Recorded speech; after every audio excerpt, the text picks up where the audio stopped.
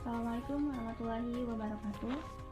Saya Ener Nawati dari Prodi Pendidikan Ekonomi dengan NIM 1872150137. Teman-teman, di sini saya akan membahas mengenai mengembangkan KTSP, sistematika KTSP, prinsip pengembangan KTSP, silabus, dan RPP. Baiklah, langsung ke pembahasan. KTSP merupakan singkatan dari Kurikulum Tingkat Satuan Pendidikan atau dikenal dengan Kurikulum 2006. KTSP ini adalah sebuah kurikulum operasional pendidikan yang disusun oleh dan dilaksanakan di masing-masing satuan pendidikan di Indonesia. Penyusunan KTSP oleh sekolah dimulai tahun 2007 atau 2008 dengan mengacu pada standar isi dan standar kompetensi lulusan untuk pendidikan dasar dan menengah sebagaimana yang diterbitkan melalui Peraturan Menteri Pendidikan Nasional Nomor 22 Tahun 2006 dan Nomor 23 Tahun 2006 serta panduan pengembangan KTSP yang dikeluarkan oleh Badan Standar Nasional Pendidikan. Salah satu perubahan yang menonjol pada KTSP dibanding dengan kurikulum sebelumnya adalah KTSP bersifat desentralistik. Artinya, segala tata aturan yang dicantumkan dalam kurikulum yang sebelumnya dirancang dan ditetapkan oleh pemerintah pusat, dalam KTSP sebagian tata aturan dalam kurikulum diserahkan untuk dikembangkan dan diputuskan oleh pihak di daerah atau di sekolah.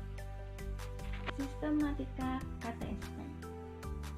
Sistematika dokumen KTSP terdiri dari 3 bagian, yaitu bagian awal, bagian isi, dan bagian akhir.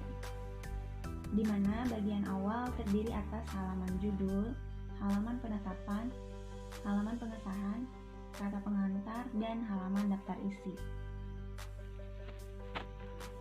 Adapun bagian isi terdiri atas pendahuluan, visi, misi, dan tujuan, struktur dan muatan kurikulum, pengantar, perencanaan, pelaksanaan, dan penilaian pembelajaran, serta kalender pendidikan. Selanjutnya, bagian akhir.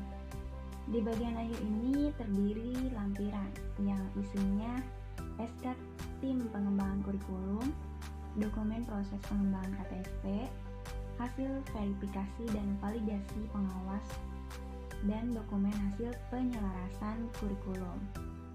Prinsip pengembangan KTSP. Yang pertama, berpusat pada potensi pengembangan, kebutuhan, dan kepentingan peserta didik dan lingkungannya. Yang kedua, beragam dan terpadu.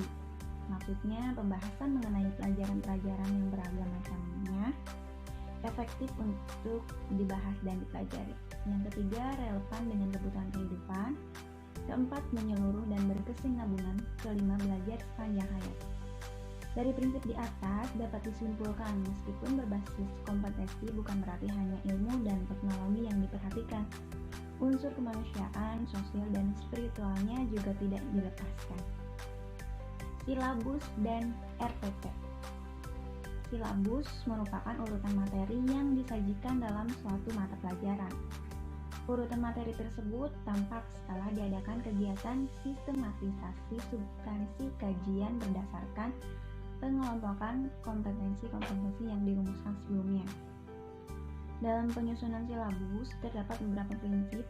Yang pertama, sesuai dengan kondisi siswa. Yang kedua, relevan, konsisten, dan akurat. Silabus dapat disusun dengan prosedur perencanaan, pelaksanaan, dan revisi. RPP merupakan pengembangan silabus.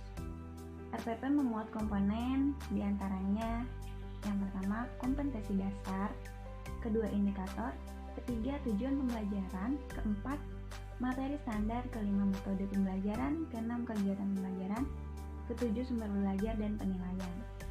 Komponen-komponen tersebut mengisyaratkan bahwa RPP harus menggambarkan kegiatan pembelajaran secara nyata. Baiklah, itu saja yang dapat saya sampaikan. Bila terdapat kekurangan dan kesalahan, mohon dimaafkan. Semoga bermanfaat. Assalamualaikum warahmatullahi wabarakatuh.